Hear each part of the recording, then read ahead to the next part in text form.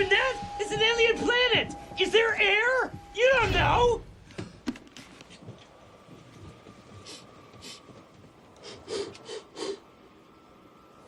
Seems okay.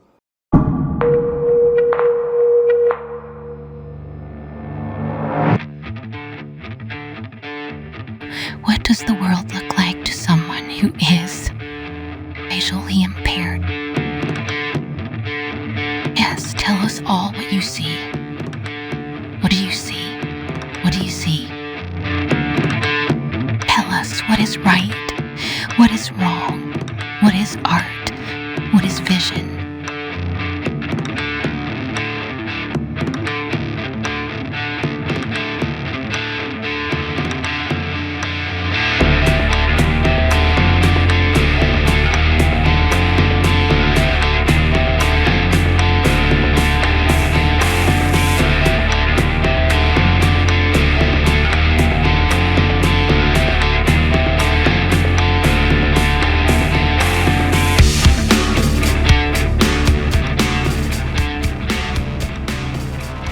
We welcome you to A Blind Guy's View.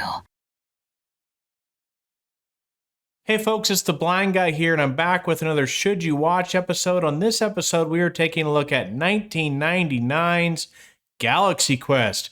But first, let's pay some bills. This video is sponsored by my book, The Epic Book of Movie Quotes. 4,201 of your favorite movie quotes from over 500 of your favorite movies. This is the hardcover version right here, great for a coffee table. And it's just quote after quote after quote. It's great to flip open and quiz your friends. And it's only $5 on Kindle, and it's also on Kindle Unlimited. I'm not monetized, so this is the best way to support the channel. And if you all go buy this book, maybe I can finally get my seeing eye dog. Okay, that's a joke. I don't actually need a seeing eye dog, but if you do go and get the book, it really helps. You would not believe how much of a difference that makes. So the link is in the description, The Epic Book of Movie Quotes. You can also find all of my other books on Amazon under this The Epic Books of series. So thank you guys so much. I have seen a boost in sales, and I owe that all to you. So now let's take a look at Galaxy Quest. We're going to toss it over, as always, to Epica, who's going to give us the background of the movie, give us some fun trivia, and then I'll tell you what I think on the other side. Take it away, Epica. Galaxy Quest is a 1999 sci-fi comedy that masterfully parodies classic space adventures like Star Trek, while honoring their spirit with surprising depth and heart. It tells the story of a washed-up cast from a beloved sci-fi TV show who now make a living attending fan conventions until a group of real aliens, mistaking their show for historical documentation, arrives begging for help. Tim Allen leads as the cocky, self-important captain. Sigourney Weaver delivers a sharp and funny performance as a woman defined by her role, and Alan Rickman steals scenes as a frustrated Shakespearean actor trapped beneath prosthetics. The supporting cast, including Sam Rockwell, Tony Shalhoub, and Daryl Mitchell, brings charm and comedic timing to a lovable ensemble. Directed by Dean Parasot, the film weaves together humor, action, and heartfelt character arcs, earning it critical praise and a loyal cult following. Though not a box office juggernaut upon release, it grew into a fan favorite, so beloved, in fact, that Trekkies once voted it among the best Star Trek movies ever made. Trivia buffs will enjoy knowing that the alien language was a fully constructed dialect. Harold Ramis was originally attached to direct, but stepped away over creative differences. And even Patrick Stewart, who initially dismissed the film, later admitted he loved its warmth and wit. Whether you're a die-hard sci-fi lover, or just someone who appreciates a good redemption arc, Galaxy Quest is more than a parody. It's a heartfelt celebration of fandom, courage, and second chances. And it still holds up as a timeless, hilarious adventure. Thank you, Epica. So let's talk about this. This one's good. Like I said, I think this is one of the most underrated comedies of all time. Came out from DreamWorks right when they were at their apex. I know that they got a lot of success with How to Train Your Dragon, but in the late 90s, DreamWorks was really sticking it to Disney with The Prince of Egypt and this film, and they were just... Gladiator came out from them, and so they just were really hitting it in late 90s, early 2000s, and this almost got overlooked when it came out. It wasn't hugely successful, but now it's gained steam, and has a cult following. I think a lot of that's because of these franchises like Star Trek and even now Star Wars have just grown just exponentially since then. You know, they have all these conventions. If you've ever been to one of these conventions, this is exactly how a lot of the fans are, especially if they meet any of the actors.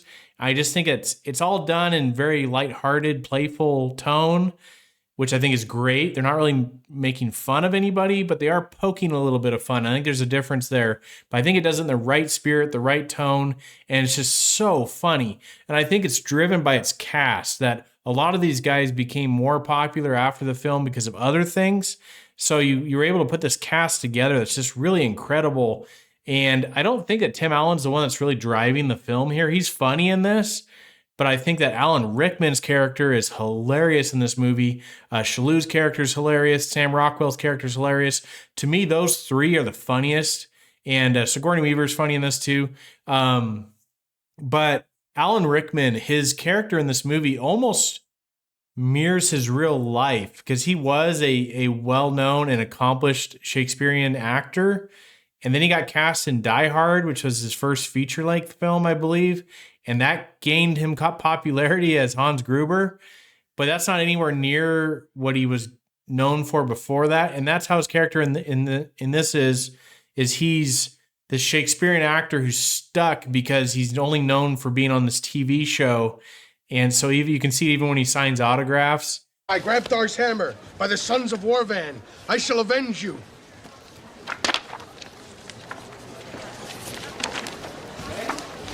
I grabbed Thar's Next.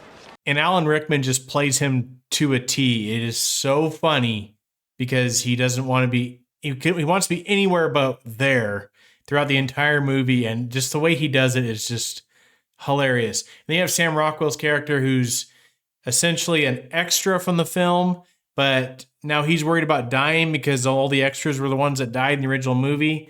And so they play off of that, the old red shirts thing in Star Trek. And it's just got a lot of things that were not memes at the time, but they've become memes since then. And I just think this one hits so perfectly on the point. It's paced so well. The dialogue's hilarious. And then, like I said, the cast is just top notch. I don't think you could put a cast like this together today. And so if you have seen any Star Trek, if you are a Trekkie, that's the main franchise it's poking fun at. But even some,